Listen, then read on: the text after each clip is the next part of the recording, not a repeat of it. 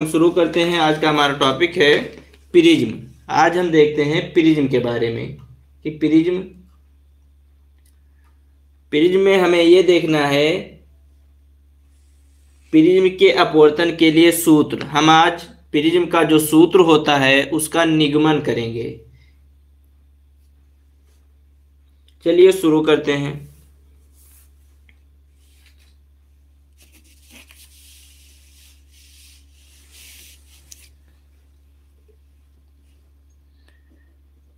Prism के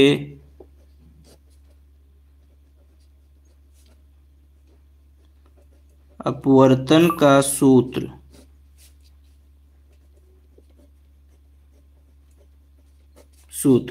आज हमें सिद्ध करना है n बराबर साइन डेल्टा m प्लस ये बाई 2 अपान साइन ये बाई 2।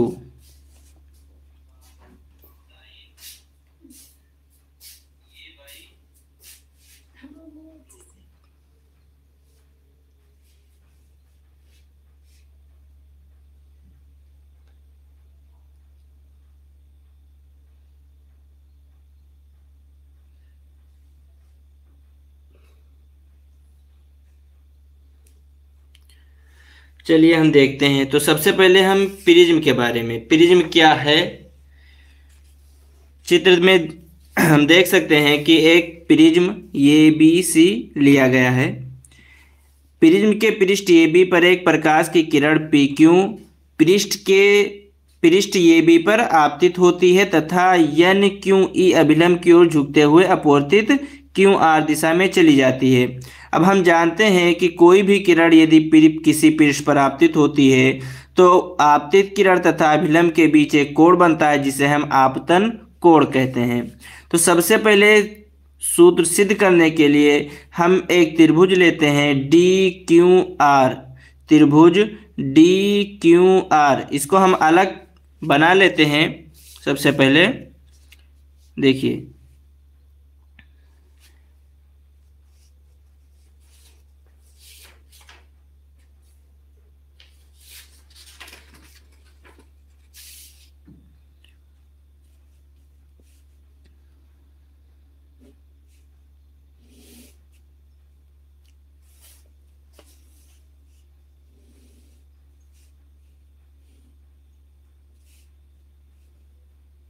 ये हमारा डेल्टा है, यहाँ पर क्यू और ये आर।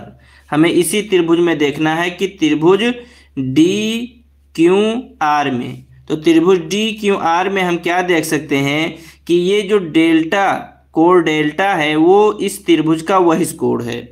तो हम ये जानते हैं कि किसी भी त्रिभुज का वहिष कोण अपने से दूर दो अंतः कोणों के योगफल के बराबर होता है।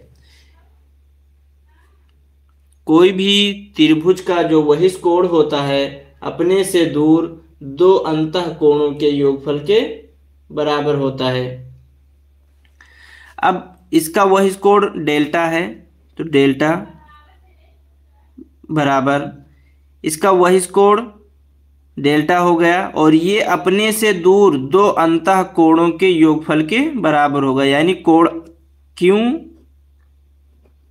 प्लस कोण आर इन दोनों के योगफल के बराबर होगा। किसी भी त्रिभुज का जो वहिष कोण होता है वो अपने से दूर दो अंतः कोणों के योगफल के बराबर होता है। अब ये कोण और ये कोण को यदि जोड़ दिया जाए तो वह डेल्टा के बराबर हो जाएगा। अब जैसा कि हम प्रिज्म चित्र में देख सकते हैं कि हमें ये कोण लेना है, कोण क्यू, ये वाला कोण, और इसका ये वाला कोण। लेकिन हमें क्या पता है कि कोण इधर वाला आर है, यहाँ पर हमारा कोण बन रहा है आई, आपतन कोण आई बन रहा है। यदि हम दूसरे चित्र में देखें, यहाँ पर एक अभिलंब है,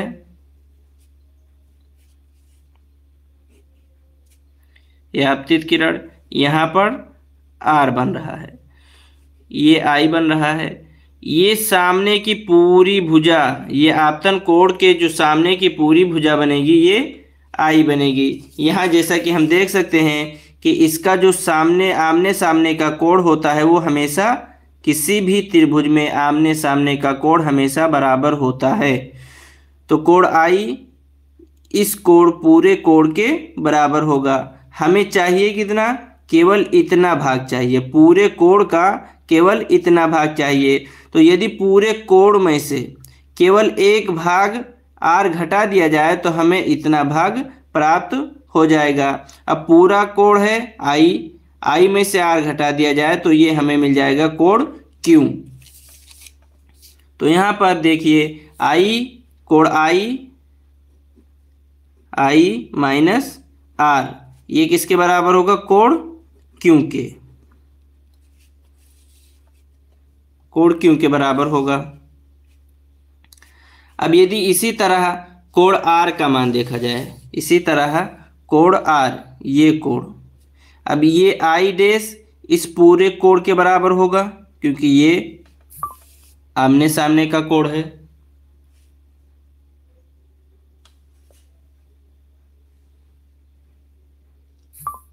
अच्छा उल्टा दिख रहा है, चलिए 1 मिनट।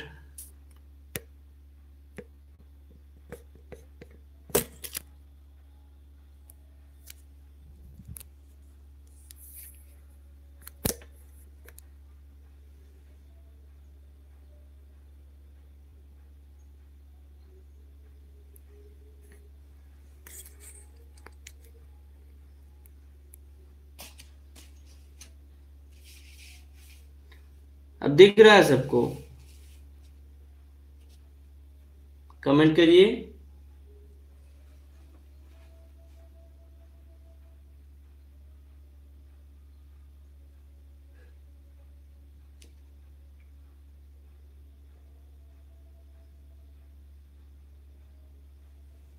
चलिए ठीक है, आर क्लियर। अब तो कोई प्रॉब्लम नहीं आ रही है।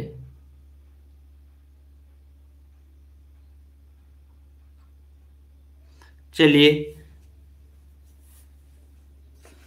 तो हम देख रहे हैं कि यदि कोण आर का मान क्या होगा, इसमें ये कोण, पूरा कोण आई है, यदि पूरे में से एक कोण आर घटा दिया जाए तो हमें ये कोण प्राप्त होगा। इसी तरह इधर पूरा कोण आई डैश है, यदि पूरे कोण आई डैश में से आर डैश घटा दिया जाए तो ये हमें कोण आर प्राप्त हो जाएगा। चलिए हम लिखते हैं,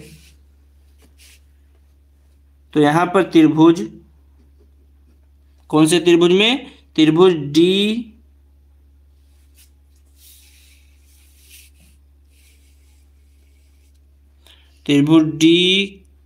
क्यू आर में, त्रिभुज डी क्यू आर में जो हमारा डेल्टा कोण है, जैसा कि हम चित्र में देख सकते हैं, त्रिभुज डी क्यू आर, इसमें कोण डेल्टा क्या है, वहिष कोण है। तो हमें ये पता है कि किसी भी त्रिभुज का जो वहिष कोण होता है अपने से दूर दो अंतः कोणों के योगफल के बराबर होता है। तो इसका दो अंतः कोण कौन से होंगे, इसके अंतः कोण क्यू आर होंगे। तो जो हमारा कोण डेल्टा होगा वो किसके बराबर होगा, डेल्टा बराबर होगा कोण क्यू तथा कोण आर के। अब कोण क्यू का मान हम जानते हैं कि यहाँ से यदि कोण क्यू का मान निकाला जाए तो यहाँ से हो जाएगा आई माइनस आर, और यहीं से अगर आई डैश का मान निकाला जाए, कोण आर का मान निकाला जाए तो वो हो जाएगा I dash minus R dash. तो चलिए हम लिख लेते हैं, त्रिभुज डी क्यू आर में डेल्टा बराबर कोण डी क्यू आर प्लस कोण डी आर क्यू। डेल्टा किसके बराबर होगा? कोण क्यू तथा कोण आर को, जिस कोण को हमें दिखाना रहता है उस कोण को हमेशा हम बीच में लिखते हैं। तो हमें कोण क्यू और इसमें कोण आर को दिखाना है। तो इस त्रिभुज में कोण क्यू तथा कोण आर क्या हो गया? इनको दोनों को जोड़ दिया जाए तो किसी भी त्रिभुज के वहिष्ठ कोण के बराबर होते हैं। तो ये हमारा डेल्टा बराबर हो जाएगा कोण डी क्यू आर प्लस कोण डी आर क्यू। यहाँ से आगे बढ़ते हैं, डी क्यू आर देख लेते हैं। कोण डी क्यू आर यानी हमें कोण क्यू का मान ज्ञात करते हैं। तो कोण क्यू का मान हम जानते हैं आई माइनस आर, क्योंकि पूरा कोण आई है, इसमें से ये इतना कोण घटा दिया जाए तो हमें क्या मिल जाएगा? आई माइनस आर। तो ये इतना प्राप्त हो जाएगा, इतना ही हमें चाहिए। तो कोण डी क्यू आर का मान है I minus R plus D R Q का देख लेते हैं। डी आर क्यू यहाँ से देखते हैं कि पूरा कोण आई डैश, इसमें से आर डैश यदि घटा दिया जाए तो हमें कोण आर प्राप्त हो जाएगा। तो इसका मान होगा I dash minus R dash, ये हो गया। अब यहाँ से हम आई को एक साथ कर लेंगे तो आई, ये प्लस का चिन्ह है तो यहाँ पर प्लस हो जाएगा, I dash minus R dash, ये हो गया। तो डेल्टा बराबर आई प्लस आई डैश, इसको एक भी ब्रैकेट में कर लेंगे, माइनस यहाँ से अगर कॉमन ले लिया जाए तो इन दोनों में माइनस है तो यहाँ से माइनस हट जाएगा तो आर प्लस आर डैश हो जाएगा। इसको हम समीकरण 1 नाम दे देते हैं।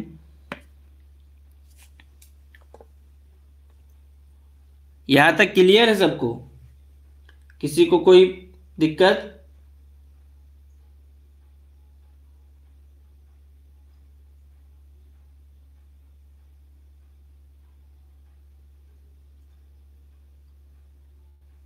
क्लियर? बताइए जल्दी।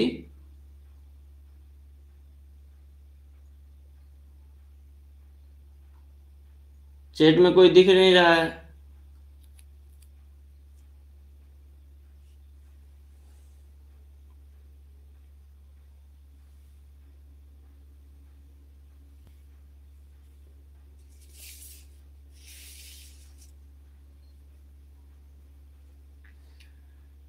Yes sir. नेहा कसोदन क्लियर सर। आकाश कुमार, प्रमोद कुमार, चलिए ठीक है, आगे हम देखते हैं। अब इसी प्रिज्म के अंदर एक चतुर्भुज बन रहा है, हम देख लेते हैं। चतुर्भुज ये क्यू ई आर, चतुर्भुज बन रहा है ये क्यू ई आर। चलिए इसको हम अलग पेपर में बना लेते हैं।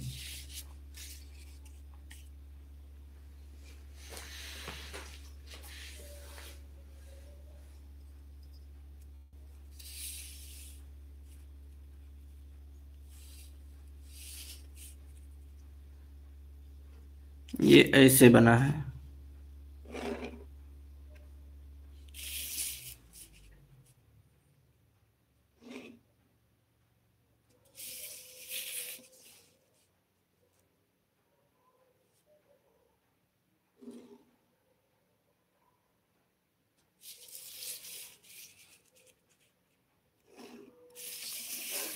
ये चतुर्भुज ऐसे बना हुआ है, हम देख लेते हैं।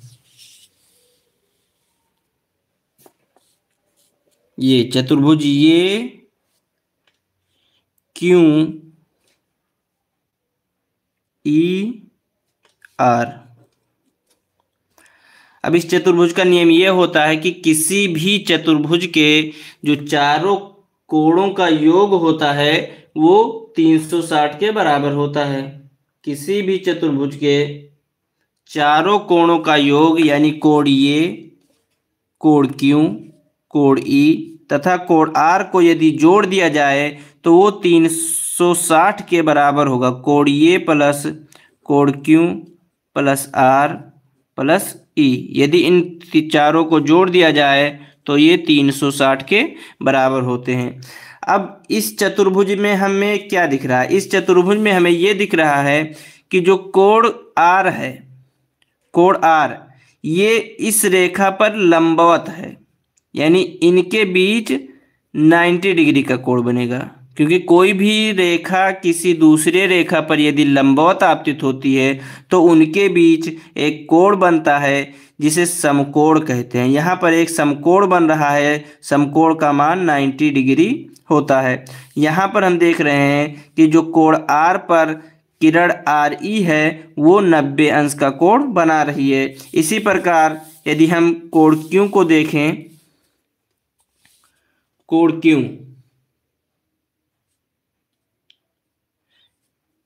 ये इस रेखा पर लंबवत है, तो यहां से इसका कोण बन जाएगा 90 अंश।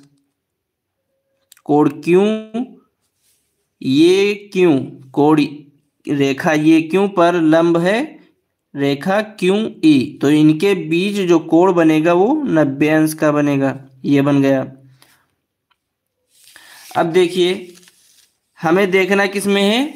चतुर्भुज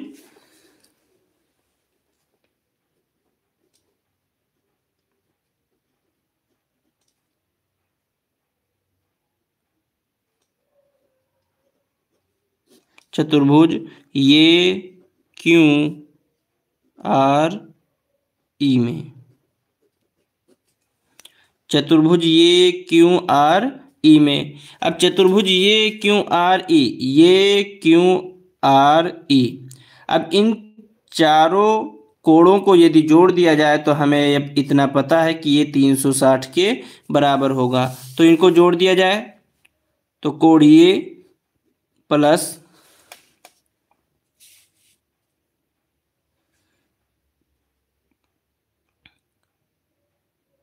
कोण क्यू प्लस कोण आर प्लस कोण ई बराबर ये होगा 360।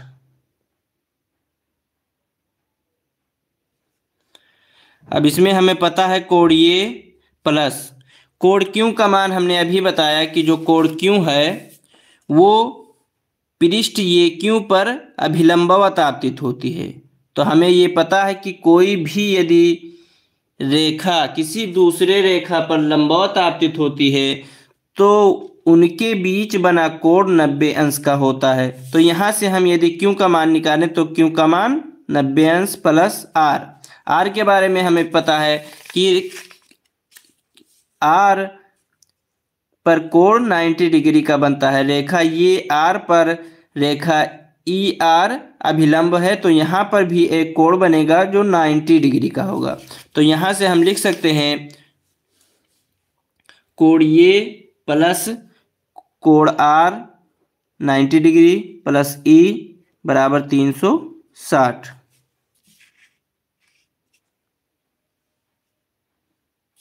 चलिए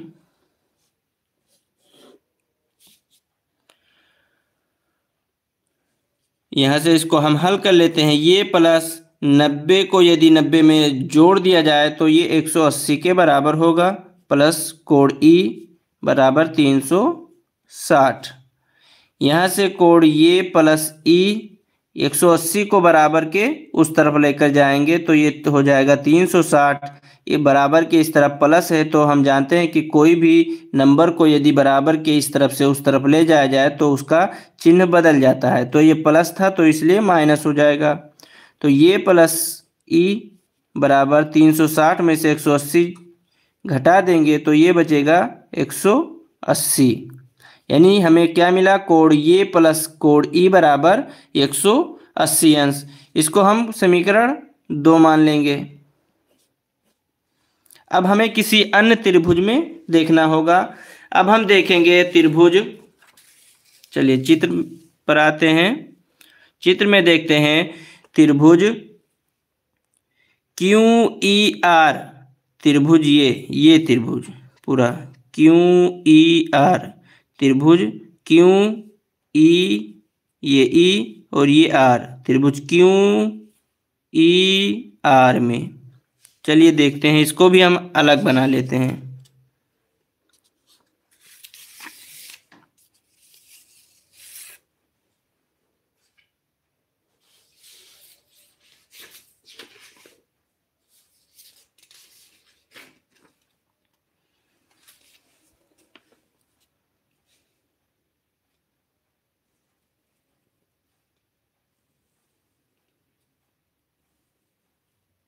ये त्रिभुज क्यू ई आर, यहाँ पर आर, ये क्यू, ठीक।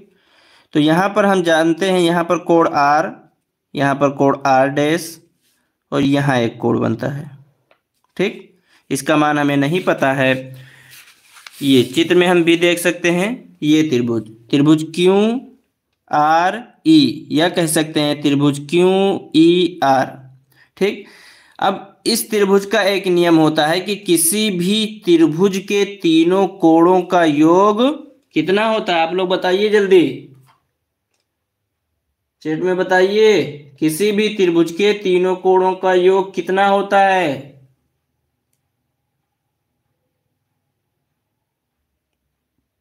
बताइए।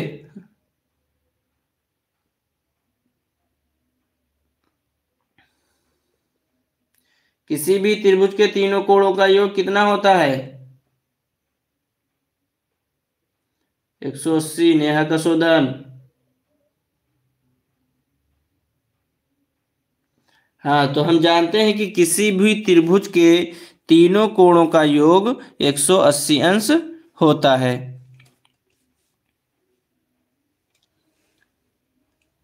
नेहा कसोदन, आकाश कुमार, प्रमोद कुमार, चलिए ठीक है। तो हमें ये पता है कि किसी भी त्रिभुज के तीनों कोणों का योग 180 अंश होता है। तो कोण क्यू प्लस कोण आर प्लस कोण ई को यदि जोड़ दिया जाए तो यह 180 अंश के बराबर होगा। अब हमें पता है कोण क्यू का मान आर प्लस कोण आर का मान आर डैश प्लस ई बराबर 180 अंश। अब ये इसी को हम यहाँ पर लिख देंगे। अब यहाँ हम देखते हैं कि त्रिभुज क्यू आर ई में, त्रिभुज क्यू आर ई में यहाँ क्या हो जाएगा कि R plus R dash plus E बराबर 180 अंश। ये समीकरण 3। यहाँ तक सबको क्लियर है? किसी को कोई दिक्कत? All clear?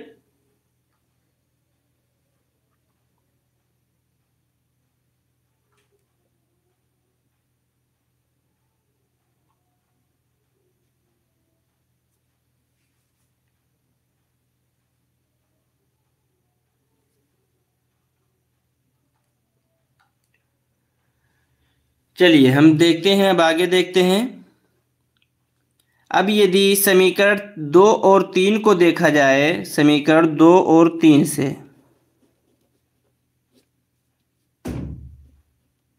समीकरण 2 व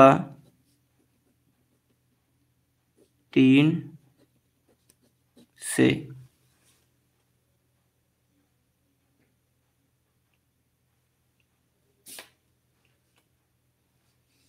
चलिए समीकरण 3 वाला फिर से हम देख लेते हैं।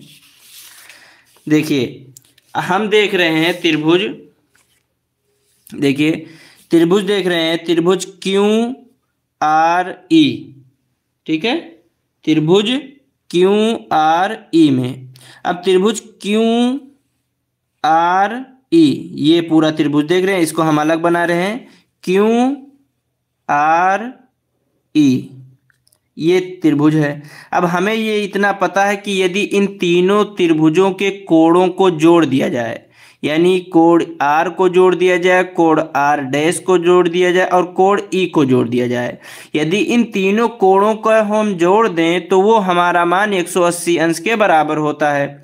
ये हमें पता है पहले से कि ये त्रिभुज का नियम होता है कि किसी भी त्रिभुज के तीनों कोणों का योग 180 अंश के बराबर होता है। तो यहाँ पर तीनों त्रिभुज कोण कौन कौन से हैं? कोण आर है प्लस आर डैश है प्लस ई बराबर ये 180 अंश हो जाएगा। समझ में आया? आकाश कुमार,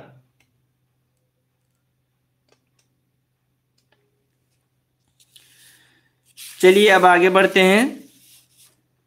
ठीक है, कोण R plus R dash plus E बराबर 180 अंश, इसे हम समीकरण 3 मान लेंगे। अब समीकरण 2 व 3 से सभी को क्लियर है? किसी को कोई? चलिए ठीक है, अब समीकरण 2 और 3 को देखते हैं। समीकरण 2 व 3 से समीकरण 2 और 3 को यदि हम देखें तो समीकरण 2 का ये पक्ष 180 और इसका समीकरण 3 का ये पक्ष 180, ये दोनों आपस में बराबर हैं। तो समीकरण का ये नियम होता है कि किसी भी दो समीकरण के यदि एक पक्ष बराबर होते हैं तो उसका दूसरा पक्ष स्वयं बराबर हो जाता है। तो हम दोनों समीकरण में देख रहे हैं कि इन समीकरणों के एक पक्ष क्या है, बराबर हैं। इसका भी एक पक्ष 180 अंश और इसका भी एक पक्ष 180 अंश। तो ये समीकरण का नियम होता है कि किसी भी दो समीकरण के यदि एक पक्ष दायां पक्ष या बायां पक्ष में से कोई एक पक्ष बराबर है तो दूसरा पक्ष आपस में बराबर हो जाता है। तो यहाँ से हम लिख सकते हैं कि ये प्लस ई, इस समीकरण का ये पक्ष इस समीकरण के ये पक्ष के बराबर होगा। तो कोण ये प्लस कोण ई बराबर हो जाएगा कोण R plus R dash plus E। ठीक है,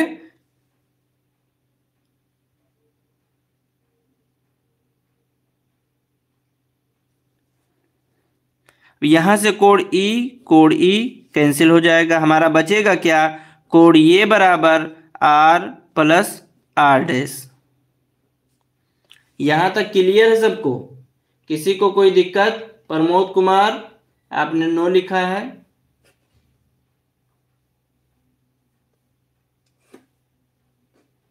क्या नहीं समझ में आया?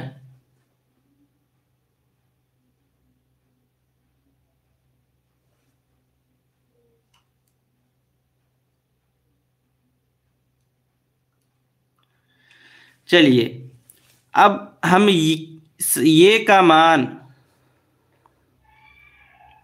चलिए ये का मान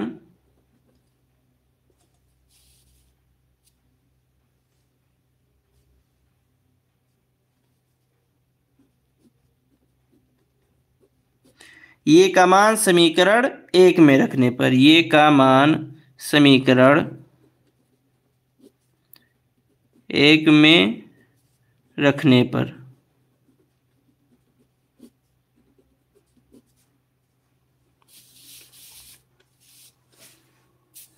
चलिए ये का मान हम समीकरण 1 में रख देते हैं। अब समीकरण ये क्या है? समीकरण ये क्या हमें पता है, डेल्टा बराबर I plus I dash minus R plus R dash, समीकरण 1। अब ये का जो ये मान आया है वो हम समीकरण 1 में रख देंगे। तो यहाँ से नहीं डेल्टा बराबर हो जाएगा समीकरण 1 आई प्लस आई डैश माइनस, यहाँ देखिए आर प्लस आर डैश, तो यहाँ हमें पता है कि आर प्लस आर डैश का मान क्या है, ये है। तो आर प्लस आर डैश के स्थान पर यहाँ ये पुट कर देंगे। ठीक, तो यहाँ से हमें डेल्टा बराबर मिल गया आई प्लस आई डैश माइनस ये, इसे हम समीकरण 4 मान लेंगे। ठीक, यहाँ हम समीकरण को 4 मान लेंगे।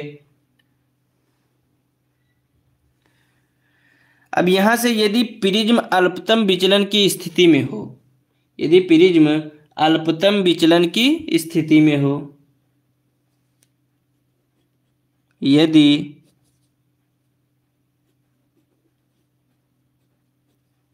प्रिज्म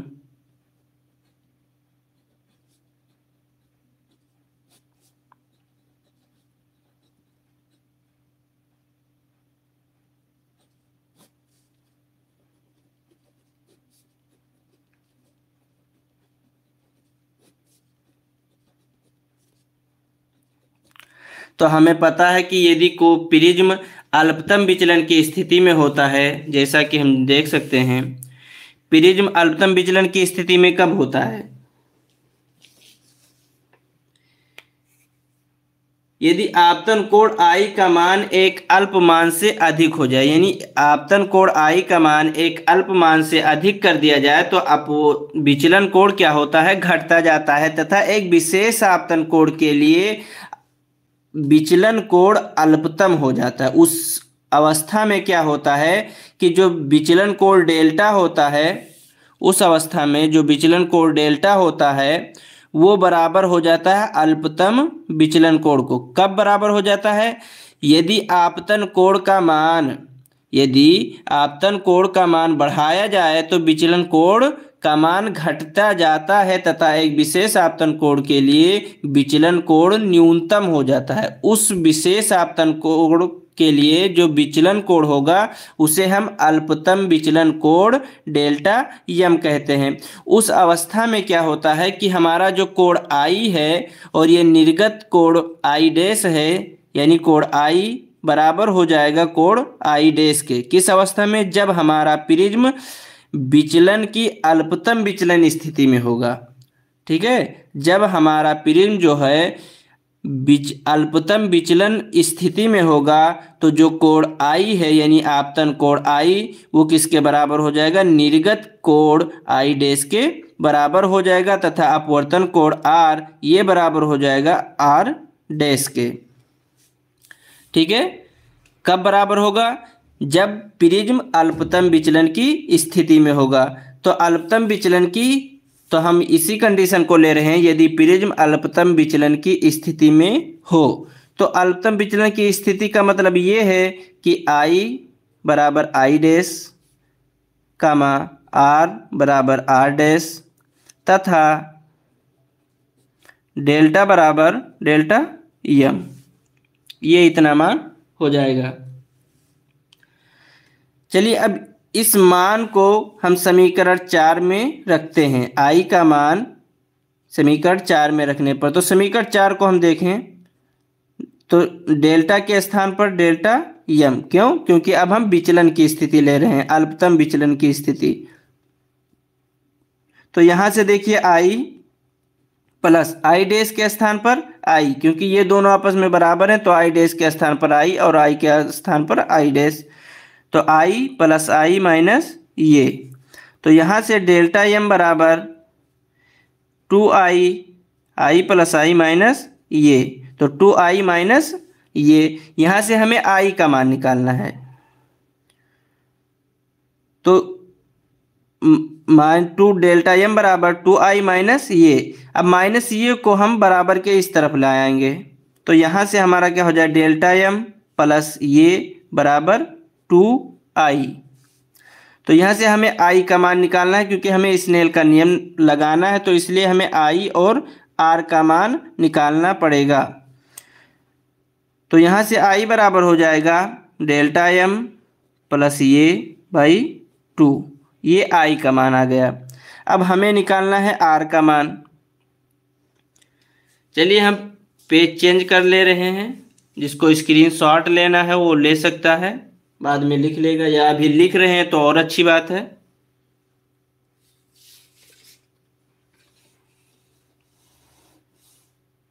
चलिए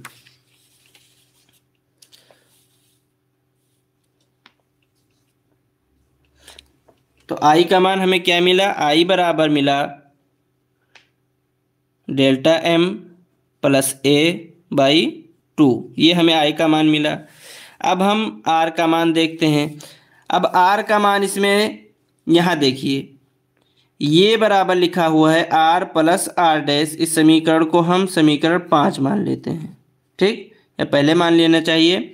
तो अब समीकरण 5 से हम देखते हैं, समीकरण 5 से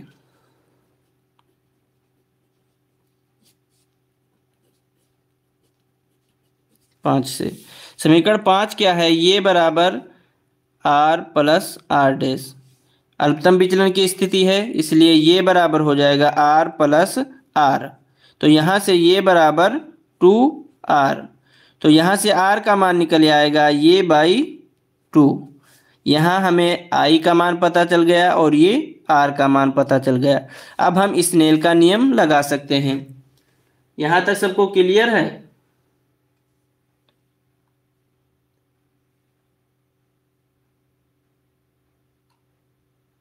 किसी को कोई कुछ ना समझ में आया हो? All clear? बताइए जल्दी। चलिए यहां से हम स्नेल का नियम लगाते हैं। अब स्नेल के नियम से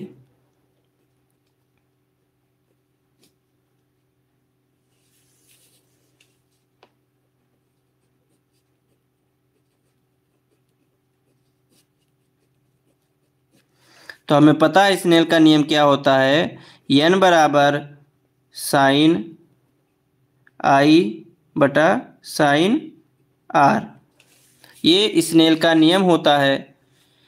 तो यहाँ से n बराबर साइन आई का मान हमें पता है, आई का मान आई बराबर डेल्टा एम प्लस ये बाई टू। यहाँ से हम रख देंगे तो साइन डेल्टा एम प्लस ये बाई टू बटे साइन आर का मान यहाँ से हमें पता है आर बराबर है ये बाई टू, तो यहाँ से ये बाई टू। ये हमारा है प्रिज्म का सूत्र, प्रिज्म के पदार्थ के अपवर्तन के लिए प्रिज्म का सूत्र। इस सूत्र को लगाकर हम प्रिज्म के पदार्थ का अपवर्तनांक ज्ञात कर सकते हैं।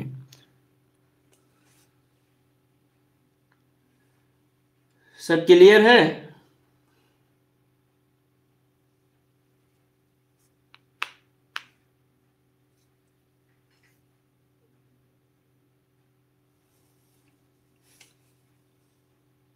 चलिए अब यदि एक स्थिति और इसमें है कि यदि प्रिज्म पतला हो, ठीक है, अभी हमने स्थिति ली कि प्रिज्म अल्पतम विचलन की स्थिति में हो। अब एक स्थिति ऐसी आती है कि यदि प्रिज्म पतला हो,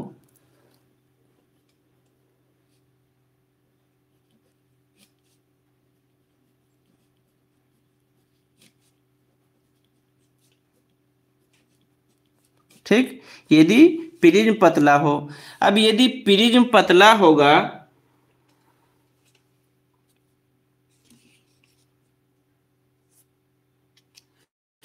ठीक, यदि प्रिज्म पतला होगा तो जो उसका विचलन कोण है वो भी कम होगा। तब क्या होता है कि यदि प्रिज्म कोण ये का मान, यदि प्रिज्म कोण ये का मान 10 अंश से कम हो जाए, यदि किसी भी अवस्था में प्रिज्म का मान, प्रिज्म कोण का मान 10 अंश से कम हो जाए, तो इसमें जो साइन होता है, साइन आई, वो बराबर आई के हो जाता है। यानी इसमें से क्या होता है, साइन हट जाता है। या इसे लिख सकते हैं आई जहां होता है वहां साइन आई लगा सकते हैं।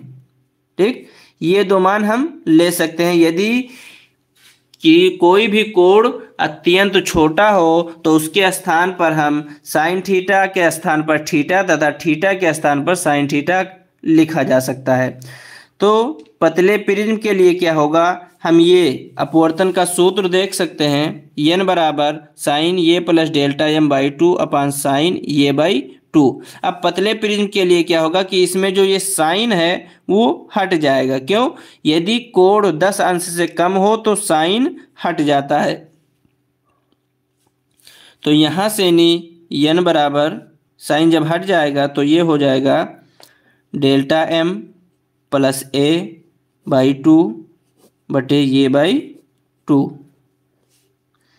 अब यहाँ से नहीं देख सकते हैं, इसको हम पलट दें या फिर यहाँ से ये दो कैंसिल हो जाएगा, बचेगा क्या, n बराबर डेल्टा एम प्लस ये बटे ये। इसको तिरछा गुणा करा दें इसके नीचे एक मानकर,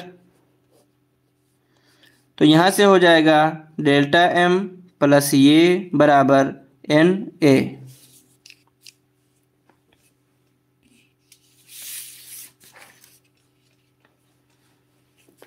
तो यहाँ से नहीं डेल्टा एम बराबर एन ए माइनस ए, ये इधर प्लस में है उधर जाएगा तो माइनस में हो जाएगा। तो यहाँ से डेल्टा एम बराबर, यहाँ से ये कॉमन निकाल लेंगे तो n माइनस वन इंटू ये किसी पतले प्रिज्म के लिए जो विचलन कोण होता है या न्यूनतम विचलन कोण वो n-1 इंटू ये यानी प्रिज्म के कोण पर तथा उस प्रिज्म के पदार्थ पर निर्भर करता है। किसी भी पतला प्रिज्म के कोण ये तथा प्रिज्म के पदार्थ का अपवर्तनांक पर निर्भर करता है। तो ये हमारा सूत्र का निगमन था। चलिए दोस्तों, आज यहीं तक के लिए, ठीक है। जिसको स्क्रीनशॉट लेना हो वो ले लीजिए।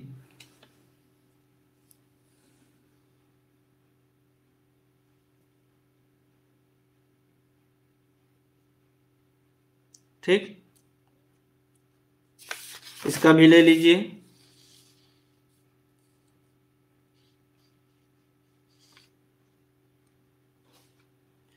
चलिए ठीक है, थैंक यू।